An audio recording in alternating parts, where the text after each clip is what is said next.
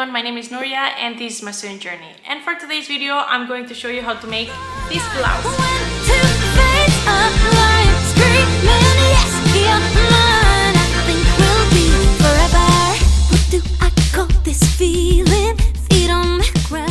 This is the 5th video out of a series of 5 videos where I show you how to make a blouse every day based on the basic top pattern. During these weeks, we learn how to create the basic top pattern, how to create the neckline, how to do an opening, how to make even more openings, more gathers, and finally today we're going to put all that knowledge together. So we're going to create a V neckline, we're going to create an opening here, we're going to add some gathers below your boob, we're going to add some volume at the bottom of your top, and we're going to make it a tight fit and sleeveless. I hope you're ready for the challenge. If you're a bit scared, don't worry, because I'm going to go with you through all the steps of this process. We're going to draft the fabric, we're going to put all the pieces together, and then finally I'm going to share with you some tips and tricks on how to modify the pattern and how to create your own designs. And that's it, let's get into it. Let's talk about materials. The first thing you're going to need is your basic top pattern. I'll never get bored of saying that you just need this. If you like making things and drafting them, you need your basic top pattern to base all your patterns off this. If you don't have it, I'm going to link a video down below or up here so you can create your own pattern. Another thing you're going to need is paper. If you don't have it this big, you can always have normal paper A4 with some tape, a pencil, and some normal scissors to cut the paper, because we never use the fabric scissors to cut on paper. The last thing to draft is the rulers. These are good to have. Of course, you always need a ruler, but it's not necessary to have this one with this shape, because you can always do it by hand if it's your first time and you don't want to invest into these rulers. They are pretty expensive, I must say. And then something I love is to have a ruler with a 90-degree angle, and I just like it. It's a very nice to have. You're going to need about 80 centimeters of fabric, more or less, and pre-wash it. For this blouse, I used cotton, and I have to say I'm not 100% happy with it. I would have preferred doing it with viscose, or even with this cotton that is very thin and has a lot of drape, because otherwise the shape of all the volume that you add on the bottom of the blouse, it looks a bit weird. If you have one of these pens that gets erased when you use the iron, these are... And then some fabric scissors that you're never going to use to cut paper. Of course, you're going to need some thread, some needles to attach the pieces together, and I like to have some normal needles to do the finishes by hand. Finally, onto the machines. The iron, you're going to need it. Then you're going to need your sewing machine, and finally, optional, your serger. That is everything, so let's get into drafting. For this blouse, we'll use the basic top pattern. We'll start with the front by transferring the shoulder dart to the waist dart. Redraw the shoulder to start with the fresh structure. Because we'll cut through the neckline and the armhole, we will have to rotate the tension points of the pattern. We will do that with the contouring principle. If you want to know more about it, you can watch a video I made, but otherwise pause the video and add all these darts to your pattern. Once we've done that, we'll mark where our neckline and armhole will sit. We'll do the same for the back piece.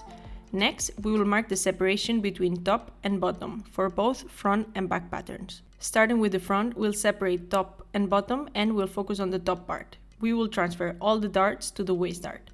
Now, redraw the structure. The waist dart area will become the gathers. Going to the back, separate top and bottom. Again, the waist dart will be distributed into the gathers. For the bottom pieces, put them together and redraw the structure to smooth out the lines. Then we'll add some volume. Divide them into sections. The more sections, the more volume. Separate those sections. Again, the more separation, the more volume. In my design, I separated them around 2 centimeters. Finally, redraw the curves. The last step is to add the seam allowances. In general, you can add 1 centimeter seam allowance to every single piece. If you don't feel comfortable enough with 1 centimeter, you can always add 1.5 centimeters or 2 centimeters. Depending on the finishes, you will have to add more than 2 centimeters on the bottom pieces, or you will be okay with just 1 centimeter. For example, if you add bias tape, then you will not have to take that into account. One last thing is that this design will sit on your waistline. If you want to make it longer, you can just elongate the bottom part. For reference, in my design, I made it 10 centimeters longer. You should have the front and back facing, the front and back that go on top, and then the front and back that go on the bottom. And then finally, some cord to attach. As always, if you want to overlock it, this is your time. We're going to have facing, so the only overlocking that you're going to need is on the shoulders and on the seams. So front and back on the side seams, and then also on the facings on the shoulder. Let's do that, and we are gonna come back. Also, it's very important to add the notches because that's going to tell us where the gathers are going to go and how the pieces are going to be attached to each other. So this is very important. We have all the pieces overlocked. I also overlocked this part of the front because this one doesn't have a facing, but this one is going to have a facing. So this one I didn't overlock. What we're going to start with is attaching front and front, front and front, and back and back. So we have the pieces with front and back. Let's start with the back. There is going to be more length here than the length that I have there. So what we're going to do is 2 basting stitches. These are going to go from one side to the other one, and we're going to have the first one 0.5 centimeter from the border and then 1 centimeter separated from each other. This means that my stitch length is going to be around 4, the maximum you have, and we're not going to do a back stitch at the beginning and at the end. We're not. Once we have that, let's come back. Here we have the basting stitches on the back, and what we're going to do is put right sides together with this and attach it in the points where we know where they're going. So the side seams and the center. If you know where it is, then that makes it easier. And what we're going to do, I actually prefer if you put the needle on the side where the basting stitches are. And what we're going to do is get the 2 threads from this side of the fabric, and we're going to pull on those threads to gather the fabric. And we're going to make sure that this distance, the distance from these gathers, is exactly the same length as the back bottom.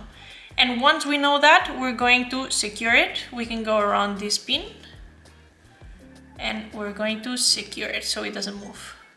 Once it's been secured, we can distribute the gathers so that they are the same everywhere, and we can pin it into place. And once we're happy with this side, we do exactly the same with the other side. And there we have it. Now we're going to run a normal stitch here, taking into account our seam allowance. And then for the front, we're going to do exactly the same. The only thing is that our basting stitches are going to go from notch to notch. So all the gathers are in this area, and this is going to go flat and this is going to go flat. So there we have it, both fronts and the back. So let's run a top stitch. This is how they look like once it's done. The 2 fronts and the back.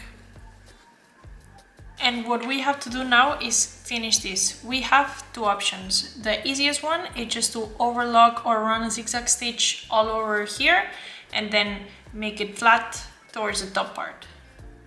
The other thing is a bit more complicated, and it's the one I did. So what I did was cut the part of the seam that was gathering, and then I just folded the outside inwards, and then I top stitched it with an invisible stitch by hand. This one takes a bit longer, but it's the one I prefer. Now that that's done, what we're going to do is put right sides together. After it's pressed, please press it before following. And we're going to put right sides together and then run a stitch on the shoulder seam and another one on the side seam. And then we come back.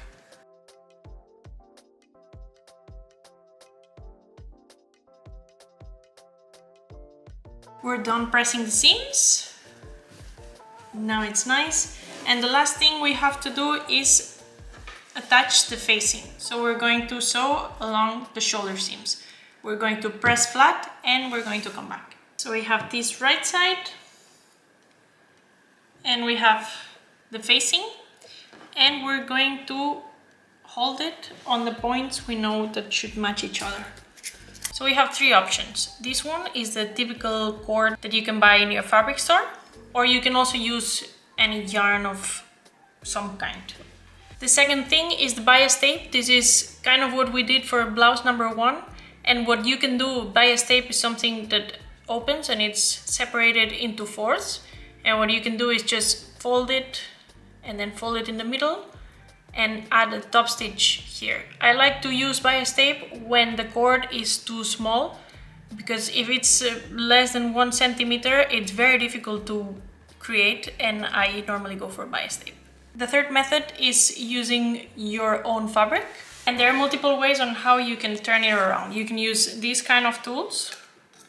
There are other tools also that I don't have here, but the simplest one is adding a strap of yarn, for example, and then putting right sides together and sewing along here and here, making sure that the yarn is attached. So let's go.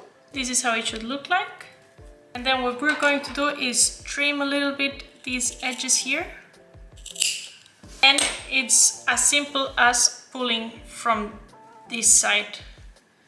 And then the beginning is a bit tricky, but once it's in, it's easier. The bigger the cord and the lightest the fabric is, the easiest it is to turn around. So see, it's already here. And I can turn it all the way around. We would press it flat. We would get rid of this piece of yarn, and we would have the cord. And now here is where we're going to attach our cord. So what we're going to do is put it through there, wherever we want it to stay, and we secure it.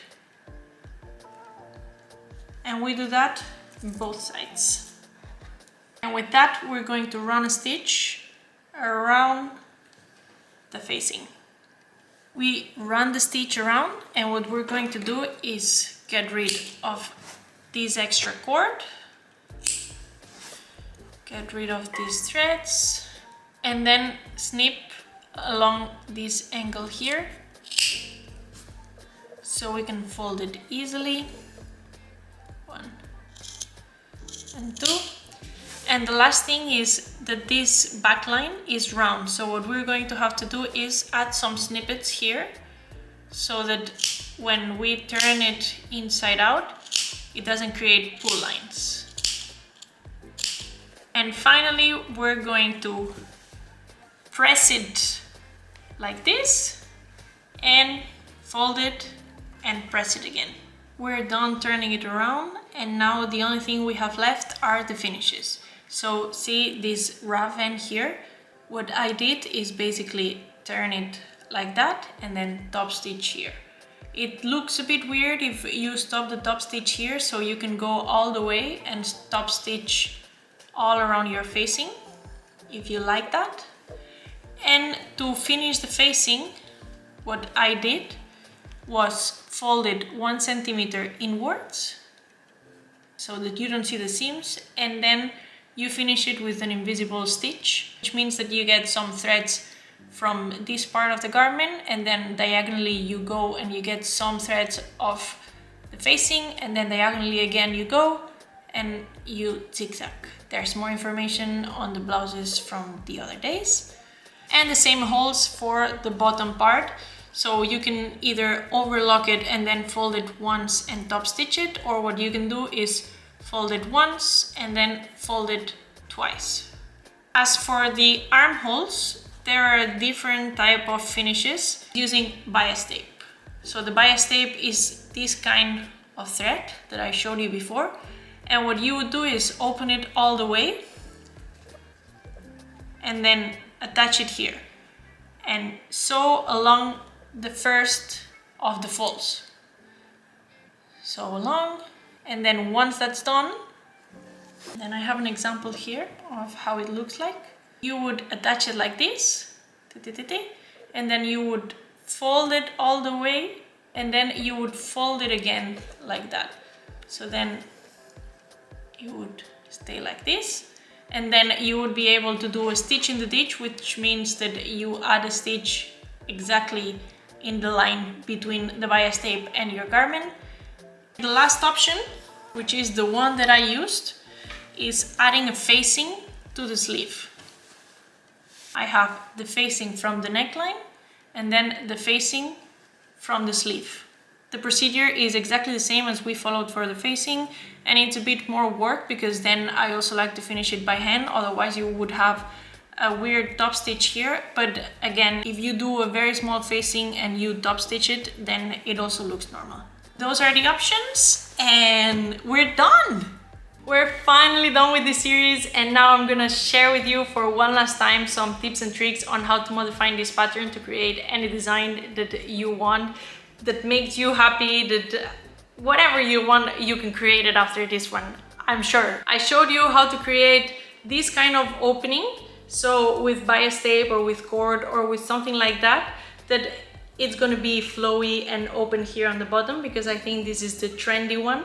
But what you can also do is what I did here, add some buttons, and you can add different type of buttons. The ones that I use here is adding some loops and then attaching the buttons like that, but you can also cover the facing one over the other one and add normal buttons and normal button holes. Another thing you can do is play around with gathers. So if you don't like the gathers here, for example, because they are a bit complicated, or you don't like, or you have bigger breasts or smaller breasts, then you can just remove them all the way, or you can add more volume here on the bottom with spreading the pattern a little bit more. You can also play around, of course, with the backline. I made it here a bit low because with the other blouses I made it very high. You can play around with the armholes also. As you know, if you've seen my other videos, I made the holes a bit too open and I would rather have them closer to my armpit. But I think the main thing is the fabric. So this one I use kind of a viscose. It's not viscose, but it's kind of like that.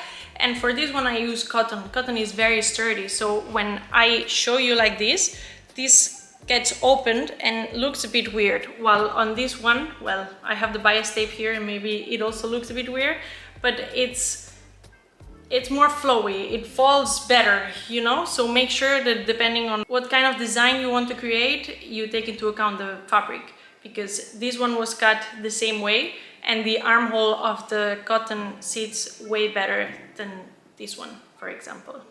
I think these are all the tips I have for you today. Of course, you can change whatever. We've played around with all the blouses and all the things you can do. So go and be creative, and please share it with me if you make it. My Instagram tag is _Nuriamo, and I hope to see you there soon. Thank you for following this series. I hope you really enjoyed it and that you got till the end.